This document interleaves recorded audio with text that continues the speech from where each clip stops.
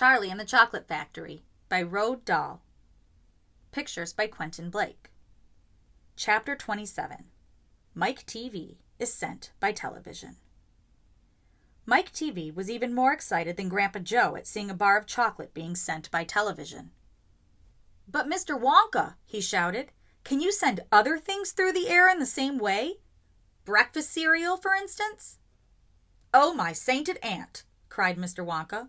"Don't mention that disgusting stuff in front of me. Do you know what breakfast cereal is made of? It's made of all those little curly wooden shavings you find in your pencil sharpeners." "But could you send it by television if you wanted to, as you do chocolate?" asked Mike TV. "Of course I could." "And what about people?" asked Mike TV. "Could you send a real live person from one place to another in the same way?" "A person?" cried Mr. Wonka. "Are you off your rocker?" "But could it be done?" "Good heavens, child, I really don't know. I suppose it could. Yes, I'm pretty sure it could. Of course it could. I wouldn't like to risk it, though. It might have some very nasty results." But Mike TV was already off and running. The moment he heard Mr. Wonka saying, "I'm pretty sure it could, of course it could," he turned away and started running as fast as he could toward the other end of the room where the great camera was standing. "Look at me!" he shouted as he ran. "I'm going to be the first person in the world to be sent by television." "No, no, no, no!" cried Mr. Wonka. "Mike!" screamed Mrs. TV. "Stop! Come back! You'll be turned into a million tiny pieces." But there was no stopping Mike TV now. The crazy boy rushed on, and when he reached the enormous camera, he jumped straight for the switch, scattering Oompa Loompas right and left as he went. "See you later, alligator," he shouted, and he pulled down the switch, and as he did so, he leaped out into the full glare of the mighty lens. There was a blinding flash. Then there was silence. Then Mrs. TV ran forward, but she stopped dead in the middle of the room, and she stood there. She stood staring at the place where her son had been, and her great red mouth opened wide, and she screamed, "He's gone! He's gone!" "Great heavens, he has gone!" shouted Mr. TV.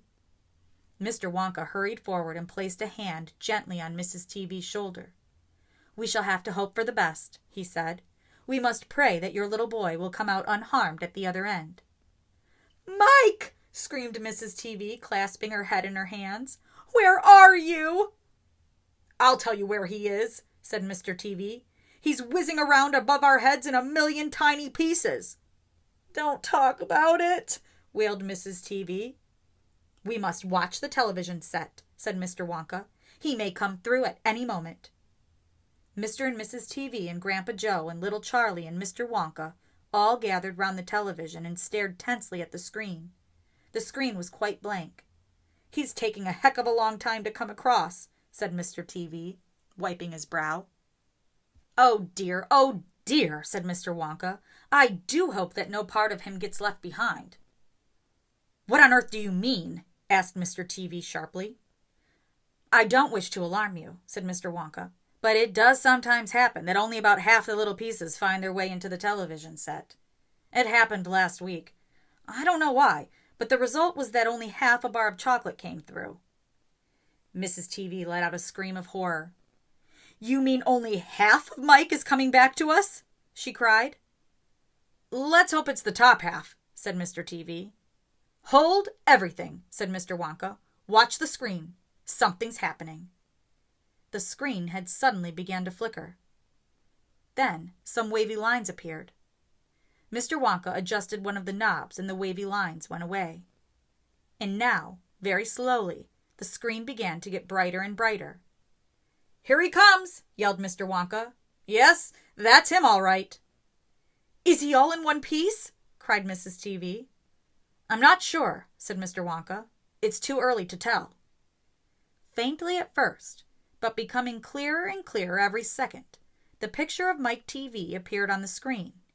He was standing up and waving at the audience and grinning from ear to ear. "But he's a midget!" shouted Mr. TV. "Mike!" cried Mrs. TV. "Are you all right? Are there any bits of you missing?" Isn't he going to get any bigger? Shouted Mr. TV. Talk to me, Mike, cried Mrs. TV. Say something. Tell me you're all right. A tiny little voice, no louder than the squeaking of a mouse, came out of the television set. Hi, Mom, it said. Hi, Pop. Look at me. I'm the first person ever to be sent by television. Grab him, ordered Mr. Wonka. Quick! Mrs. TV shot out a hand and picked the tiny figure of Mike TV out of the screen. Hooray! Cried Mr. Wonka. He's all in one piece. He's completely unharmed. You call that unharmed? Snapped Mrs. TV, peering at the little speck of a boy who was now running to and fro across the palm of her hand, waving his pistols in the air. He was certainly not more than an inch tall. He's shrunk, said Mr. TV. Of course he's shrunk, said Mr. Wonka. What did you expect? This is terrible, wailed Mrs. TV. What are we going to do? And Mr. TV said, We can't send him back to school like this. He'll get trod upon. He'll get squashed. He won't be able to do anything, cried Mrs. TV. Oh, yes, I will, squeaked the tiny voice of Mike TV. I'll still be able to watch television. Never again, shouted Mr. TV. I'm throwing the television set right out the window the moment we get home. I've had enough of television. When he heard this, Mike TV flew into a terrible tantrum. He started jumping up and down on the palm of his mother's hand, screaming and yelling and trying to bite her fingers. I want to watch television, he squeaked. I want to watch television. I want to watch television. I want to watch television. Here, give him to me, said Mr. TV, and he took the tiny boy and shoved him into the breast pocket of his jacket and stuffed a handkerchief on top. Squeals and yells came from inside the pocket, and the pocket shook as the furious little prisoner fought to get out. Oh, Mr. Wonka, wailed Mrs. TV. How can we make him grow? Well, said Mr. Wonka, stroking his beard and gazing thoughtfully at the ceiling, I must say that's a wee bit tricky, but small boys are extremely springy and elastic. They stretch like mad. So what we'll do, we'll put him in a special machine I have for testing the stretchiness of chewing gum. Maybe that will bring him back to what he was. Oh, thank you, said Mrs. TV. Don't mention it, dear lady. How far do you think he'll stretch? Asked Mr. TV. Maybe miles, said Mr. Wonka. Who knows? But he's going to be awfully thin. Everything gets thinner when you stretch it. You mean like chewing gum? Asked Mr. TV. Exactly. How thin will he be? Asked Mrs. TV anxiously. I haven't the foggiest idea, said Mr. Wonka. And it doesn't really matter anyway, because we'll soon fatten him up again. All we'll have to do is give him a triple overdose of my wonderful supervitamin candy.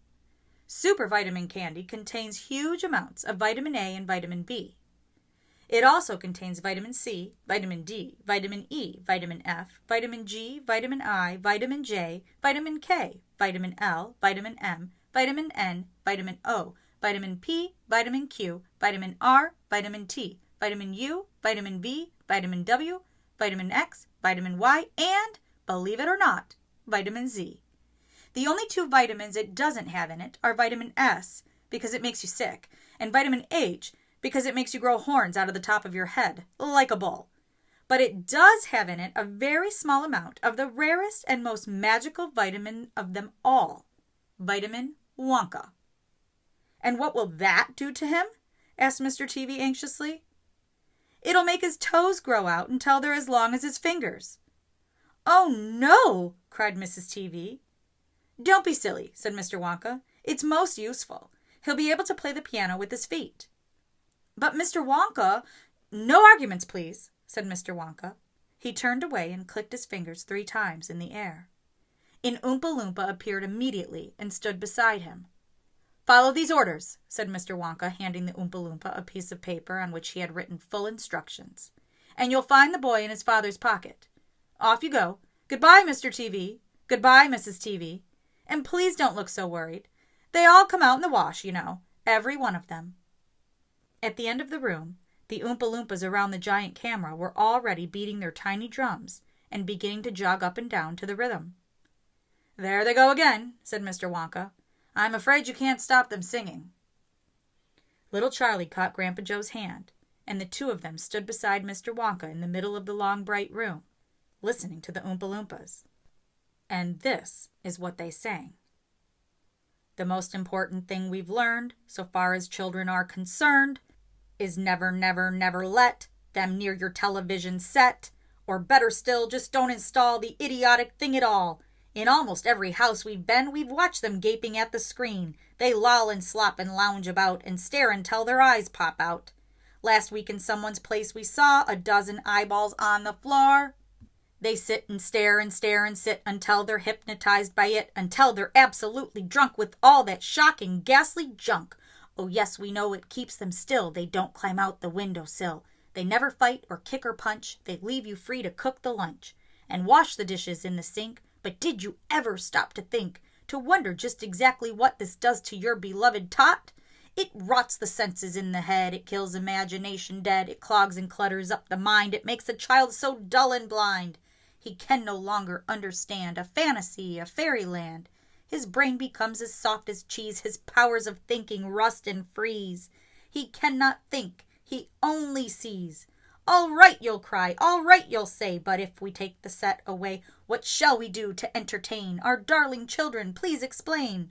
We'll answer this by asking you. What used the darling ones to do? How used they keep themselves contented before this monster was invented? Have you forgotten? Don't you know? We'll say it very loud and slow. They used to read.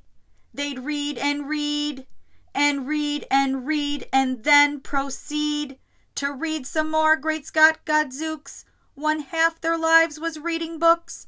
The nursery shelves held books galore. Books cluttered up the nursery floor, and in the bedroom by the bed more books were waiting to be read. Such wondrous fine fantastic tales of dragons, gypsies, queens and whales, and treasure isles and distant shores where smugglers rode with muffled oars, and pirates wearing purple pants, and sailing ships and elephants, and cannibals crouching round the pot, stirring away at something hot. It smells so good, what can it be? Good gracious, it's Penelope. The younger ones had Beatrix Potter with Mr. Todd, the dirty rotter, and Squirrel Nutkin, Pigling Bland, and Mrs. Tiggy Winkle, and just how the camel got his hump, and how the monkey lost his rump, and Mr. Toad, and bless my soul, that's Mr. Rat and Mr. Mole. Oh, books, what books they used to know, those children living long ago. So please, oh please, we beg, we pray, go throw your TV set away, and in its place you can install a lovely bookshelf on the wall. Then fill the shelves with lots of books, ignoring all the dirty looks, the screams and yells, the bites and kicks, and children hitting you with sticks. Fear not, because we promise you that in about a week or two of having nothing else to do, they'll now begin to feel the need of having something good to read. And once they start, oh boy, you watch the slowly growing joy that fills their hearts. They'll grow so keen, they'll wonder what they'd ever seen in that ridiculous machine, that nauseating, foul, unclean, repulsive television screen. And later each and every kid will love you more for what you did. P.S. Regarding Mike TV, we very much regret that we shall simply have to wait and see if we can get him back his height. But if we can't, it serves him right.